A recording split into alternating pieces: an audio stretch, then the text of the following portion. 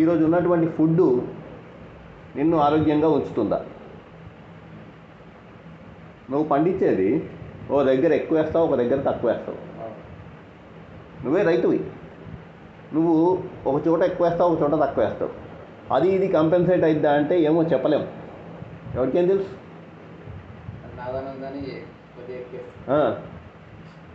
అంతేకాదు, నువ్వు చల్లేటప్పుడు అంతా ఒకే దగ్గర అంతా ఏంటి సమానంగా పడుతుందని ఏముంది?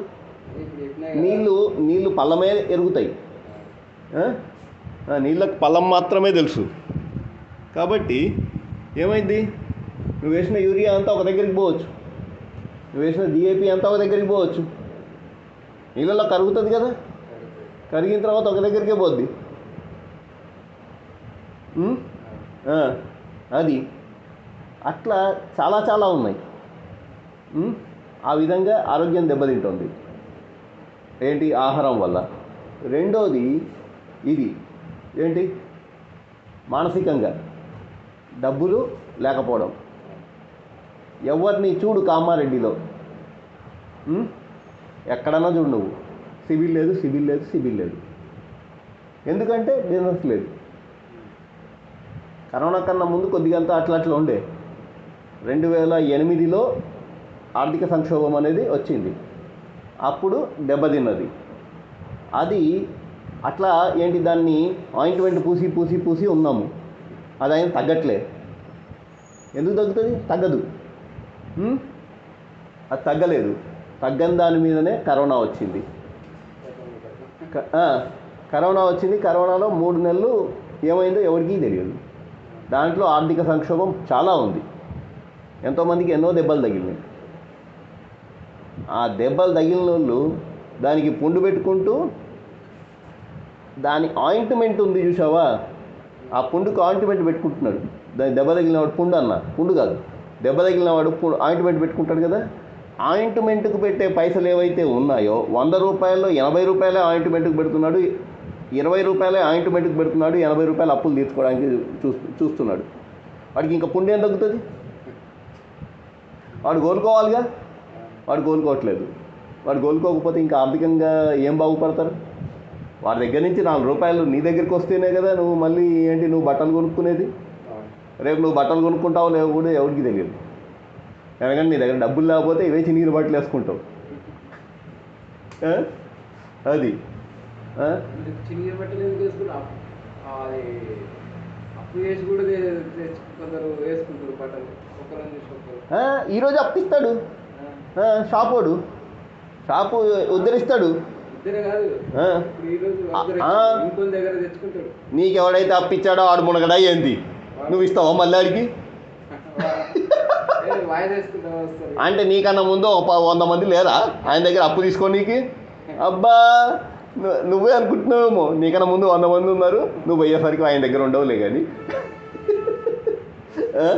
అది అట్లా అప్పు తీసుకుందామన్నా అప్పు పుట్టదు. ఈరోజు ఎవరైనా ఇస్తున్నారు అప్పు? ఒక్కళ్ళ దగ్గర 1000 రూపాయలు తీసుకుని వద్దామా పొయ్యి? అస్సలు.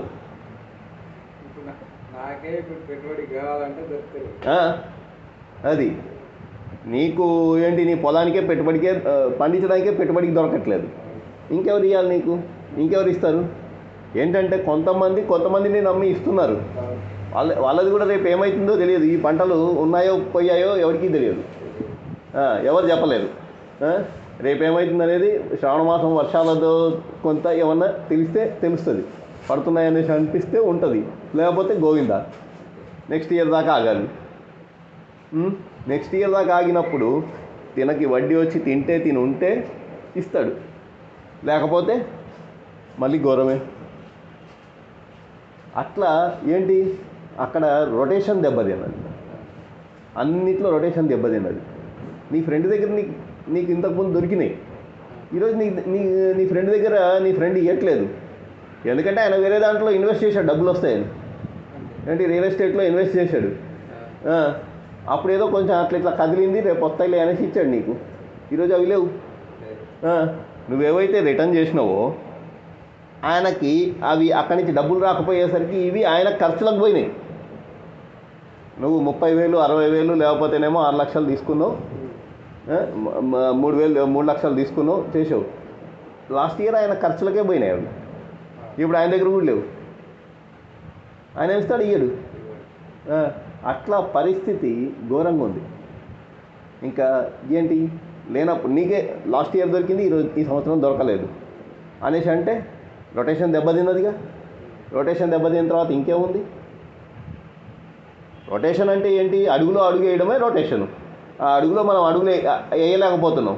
వేయకపోతే అన్నీ పట్టుకుపోతాయి మోకాలు. ఏం లేదు ఇప్పుడు ప్రస్తుతం అంతా ఏంటంటే మేక వన్నే పులి. ఏంటంటే మేక పులి రంగులు వేసుకుంది, నేను పులిని తిరుగుతుంది అంతే. అది మేక పులి కాదని తెలిసిన రోజు అందరూ డమాలు అంటారు అంతే. సింపుల్, ఏం లేదు. పరిస్థితి ఏం లేదు. అందరూ కలిసి కట్టగట్టుకుని ఏంటి అప్లికేషన్లు రాసి గవర్నమెంట్కి రిప్రజెంట్ చేస్తే ఎవరెవరైతే పరిస్థితులు బాగాలేవో వాళ్ళు అందరూ అనుకుని చేస్తే అవుతుంది. కాకపోతే అంతా కూడా పులి చర్మం కప్పుకున్న మేకలే కాబట్టి ఎవరు చేయరు. నేను ముందు పోతే నేను మునిగినా అనేసి అంటారు అనేసి ముందుకు రాడు. ముందుకు వస్తే మళ్ళీ నన్ను తొక్కేస్తారు మార్కెట్లో. వాళ్ళు తొక్కుకోబడరు, ఈయనొక్కడే తొక్కుడు పడతాడు, ఈయనొక్కడే తొక్కేస్తారు. వాళ్ళకి అక్కడ బలం ఉంది తొక్కడానికి అని. అది లేదు. నెక్స్ట్ మార్గం ఏంటి అంటే అందరూ కలిసి కట్టకట్టుకుని గంగలో దూకుడే. అది అది అంతకన్నా ఇంకా మార్గాలు అనేవి లేవు. ఏమైంది అనేది ఇక భవిష్యత్ అంతా బంగారానికే తెలుసు. ఎందుకంటే అందరికీ అన్నం ఉన్నా లేకపోయినా బంగారం కావాలనేసి గవర్నమెంట్లో చెప్తూనే ఉన్నాయి. పెళ్ళి చేయాలి, బంగారం తీసుకురావాలి. ఈరోజు చిన్న చిన్న పిల్లగాళ్ళే చచ్చిపోతున్నారు. ఇంకా ఒక పక్కన పిల్లలు పుట్టట్లే. పొద్దున ఒక ఆయన మాట్లాడాడు. ఆయనది ఏంటంటే నా మేనేజింగ్ బాడీ ఉంది ఒకటి, ఫ్రీ అసోసియేషన్స్ అని, దాంట్లో పెట్టుకున్నా.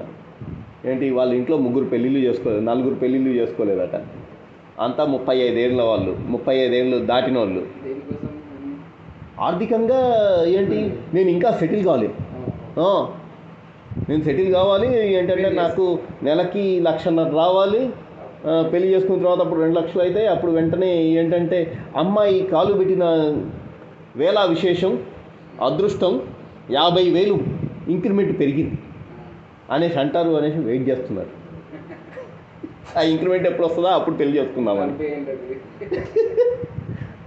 అది ఆ తర్వాత ఏంటంటే ఈ రోజుల్లో మామూలు వాళ్ళకే పిల్లలు పుట్టట్లేదు. దానికి కారణాలు ఎన్నో ఉన్నాయి, అన్నీ ఓపెన్ సీక్రెట్సే. కాకపోతే ఎవరు చెప్పరు. అది దాంతో జనాభా ఆటోమేటిక్గా ఓ పక్కన తగ్గుతూనే ఉంది. ఇంకో పక్కన ఏంటి జపాను, చైనా ఇవన్నీ కూడా తగ్గుతూనే ఉన్నాయి. వాటి జనాభా తగ్గింది. అట్లాగే భారతదేశం జనాభా కూడా తగ్గుతుంది, భారతీయులు కూడా తగ్గుతారు.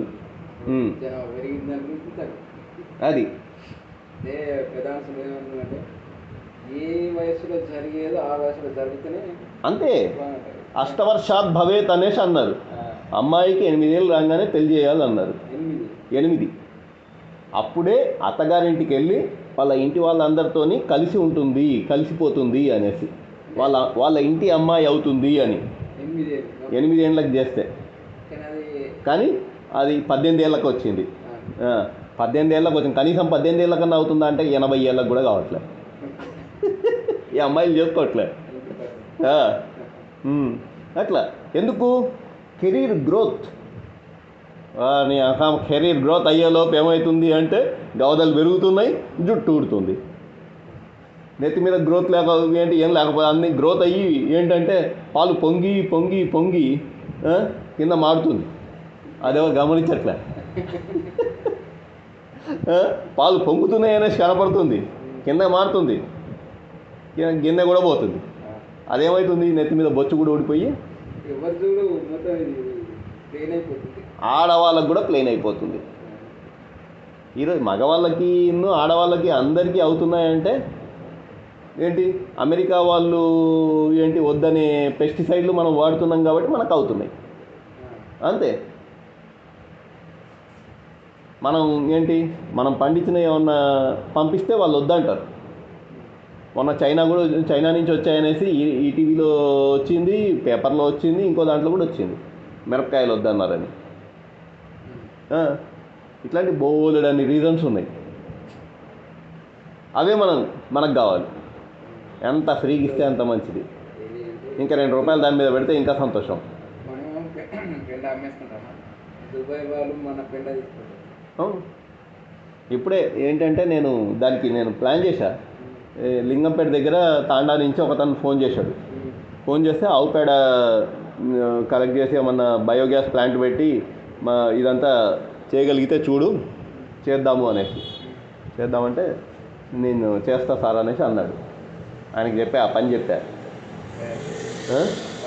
బయోగ్యాస్ అండ్ వర్మీ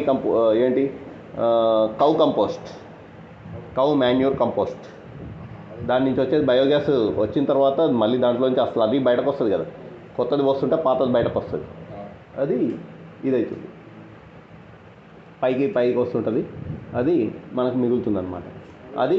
అదేంటంటే ఎన్పికే బాగా ఉన్నటువంటి డిఏపి వాటికన్నా ఇది ఉన్నటువంటి అది డిఏపి యూరియా వాటికన్నా పవర్ఫుల్ అనమాట అది. అట్లా బయోగ్యాస్ తయారు చేసేటప్పుడు మళ్ళీ అందరికీ డబ్బులు ఎక్కువైనాయి. పల్లెటూర్లలో కూడా ఏమైంది, మళ్ళీ అప్పుడు ఆవులు ఉండే అది అట్లా